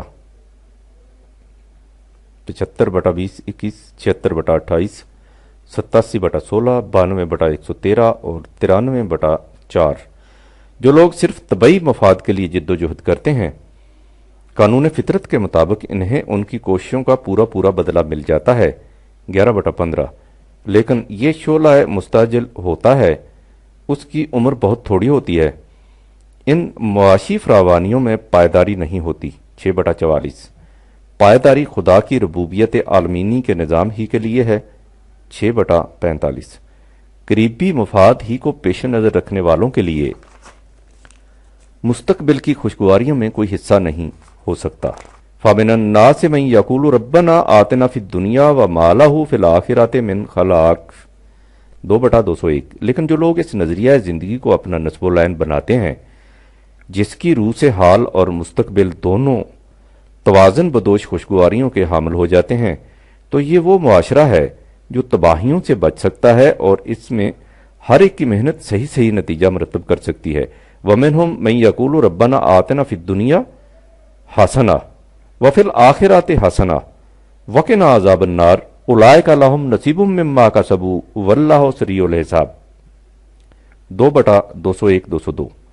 خدا کے نظام ربوبیت میں حال اور مستقبل دونوں کی خوشگواریاں حاصل ہو جاتی ہیں۔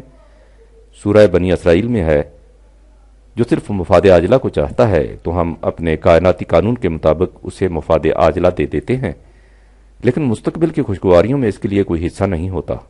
اس کا انجام جہنم ہوتا ہے، جس میں وہ خاسر و ناکام اور محروم و نامراد چلتا رہتا ہے۔ اس کے برعکس جو مستقبل کے مفاد پر نگاہ رکھتا ہے اس کے لیے پوری جدوجہد کرتا ہے اور اسے اپنی جدوجہد کے نتائج پر یقین کامل ہوتا ہے، تو ایسے لوگوں کی مساعی بھرپور نتائج کی حامل ہو جاتی ہے۔ 17/18-19۔ سورہ کہف میں ان دونوں نظریوں کے حاملین کا تقابل باغ والوں کی مثال سے کیا گیا ہے، جس میں ایک شخص اپنی محنت کے نتائج اپنے خود ساختہ قوانین کے تابع رکھنا چاہتا ہے اور دوسرے کی نگاہ قانون خداوندی پر رہتی ہے۔ اول ذکر کو قریبی مفاد تو حاصل ہو جاتے ہیں، لیکن آخر الامر اس کے حصے میں تباہی اور بربادی کے سوا کچھ نہیں آتا۔ 18/34-40۔ اس طرح سورہ یونس میں کھیتی کی مثال سے بتایا کہ جو لوگ سمجھتے ہیں کہ کھیتی پیدا تو خدا کے قانون کے مطابق ہوتی ہے، لیکن اس کے مصرف کے لیے ان کے اپنے فیصلوں سے بلند و بالا کوئی قانون نہیں، تو ان کھیتوں کا ایسا حشر ہو جاتا ہے کہ کوئی شخص انہیں دیکھ کر نہیں کہہ سکتا کہ ابھی کل تک ان میں کھیتی لہلہاتی تھی۔ 10/24۔ اس تقابل کے بعد وہ کہتا ہے کہ انجام کار کی سلامتی صرف خدا کے قانون ربوبیت عامہ کے مطابق ہی مل سکتی ہے۔ واللہ یدعو الی دار السلام 10/25۔ اسی لیے وہ بار بار کہتا ہے کہ صحیح نشو و نما کا سامان حال اور مستقبل دونوں کی ہم آہنگی ہی سے مل سکتا ہے۔ وَإِذَا قِيلَ لَهُمُ اتَّقُوا مَا بَيْنَ أَيْدِيكُمْ وَمَا خَلْفَكُمْ لَعَلَّكُمْ تُرْحَمُونَ 36/45۔ اور جب ان سے کہا جاتا ہے کہ جو کچھ تمہارے سامنے ہے حال کے قریبی مفاد اور جو کچھ بعد میں آنے والا ہے مستقبل، ان دونوں میں ہم آہنگی رکھو تاکہ تمہیں وہ قالب پیٹرن مل جائے جس میں تمہاری نشو و نما ہو سکے۔ رحم وہ قالب ہے جس میں جنین کی نشو و نما ہوتی ہے۔ سورہ بقرہ میں ہے کہ یسألونک ماذا ینفقون 2/219۔ یہ لوگ پوچھتے ہیں کہ نظام ربوبیت میں کس قدر حصہ مفاد عامہ کے لیے کھلا رکھنا ہوگا۔ اس کے جواب میں کہا گیا کہ ان سے کہہ دو کہ اس میں پوچھنے کی کون سی بات ہے، جو کچھ تمہاری اپنی ضرورت پرورش سے زیادہ ہے وہ سب کا سب مفاد عامہ کے لیے کھلا رہے گا۔ قل العفو 2/219۔ اس کے بعد کہا کہ ہم ان باتوں کو اس لیے واضح طور پر بیان کرتے ہیں کہ تم اپنے حال اور مستقبل دونوں کو نگاہ میں رکھ سکو، لعلکم تتفکرون فی الدنیا والآخرۃ 2/219۔ یہی وہ معاشرہ ہے جس میں انسانی زندگی اس شجر طیب کی طرح ہوتی ہے جس کی جڑیں پاتال میں ہوں اور شاخیں آسمان کو چھو رہی ہوں۔ کا شجرۃ طیبۃ اصلھا ثابت و فرعھا فی السماء 14/24۔ اور جو خدا کے قانون ربوبیت کے مطابق ہمیشہ پھلوں سے لدا رہے توتی اکلھا کل حین باذن ربھا 14/25۔ اس طرح اللہ کا قانون ان لوگوں کو حال اور مستقبل دونوں میں ثبات عطا کر دیتا ہے۔ یثبت اللہ الذین آمنوا بالقول الثابت فی الحیات الدنیا وفی الآخرۃ 14/28۔ اس لیے صحیح روش زندگی یہ ہے کہ انسان اپنی نگاہ مستقبل پر رکھے۔ وَلْتَنْظُرْ نَفْسٌ مَا قَدَّمَتْ لِغَدٍ 59/18۔ اگر وہ ایسا کرے گا تو اس کا حال اور مستقبل دونوں روشن ہو جائیں گے۔ 4/124۔ جو لوگ محض قریبی مفاد پر نظر رکھتے ہیں انہیں سمجھ لینا چاہیے کہ وہی نظریہ زندگی خوشحالیوں کا ضامن ہے اور باقی رہنے والا ہو سکتا ہے جس میں نگاہ مستقبل پر رہے، بل توسرون الحیات الدنیا والآخرہ خیر و ابقا، 87/16-17، 92/13، 93/4۔